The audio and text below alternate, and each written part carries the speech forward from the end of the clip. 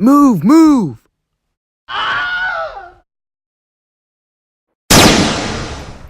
Hold the bunker! Hey guys, my name's Alex and welcome back to my channel. Today we're going to be painting the steel trenches. Before watching this video, I recommend watching my previous video. There I show you how to build these. Alright, now let's get into the painting. The colors you'll need is a light brown, gray, black, and a black wash.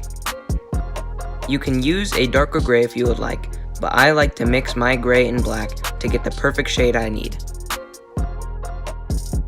Also need a brown primer. I just use Rust-Oleum paint. This is very cheap and affordable. These next paints are optional, but you can use them according to your own needs. I'm using these paints to paint the extra bit that I put outside of the trenches.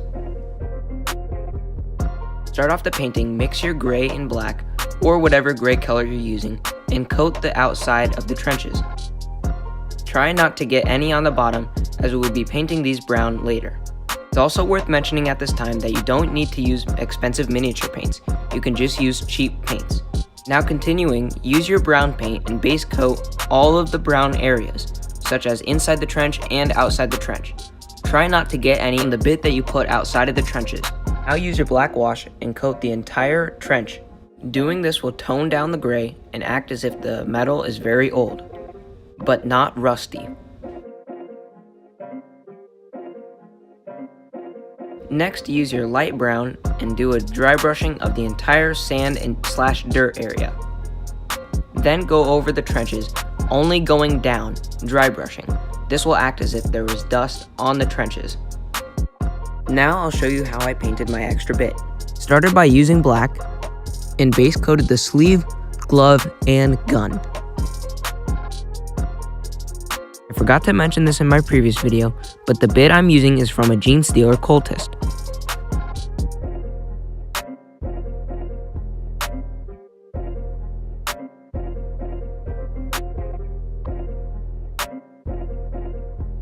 Next, I use a lighter tan color, in this case Screaming Skull, to paint the shoulder pad. If you got sand on your extra bit, don't worry about it, just dry brush it later. This will make the piece look natural as if it was buried into the sand.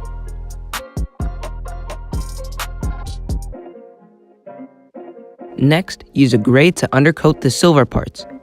I personally always use gray to undercoat my silver, so then if there's any paint showing through, it will be gray and will look natural.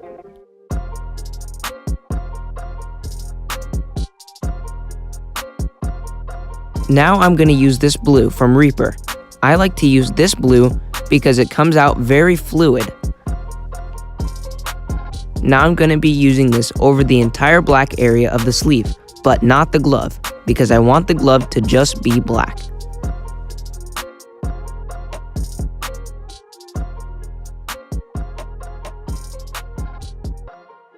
Now while the blue is drying, take your silver and go over all the parts that you covered gray before.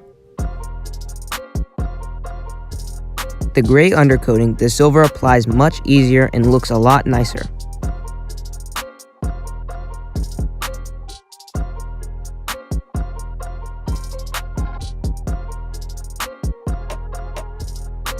Now for the next part, I wanted to make it look as if the arm was ripped off or had been blasted off, and there's blood everywhere.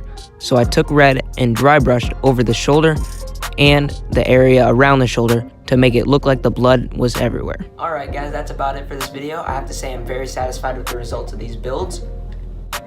And I'm sorry that I didn't get to paint the one that I built previously in my last video. The weather's pretty crappy outside and I didn't get to priming it.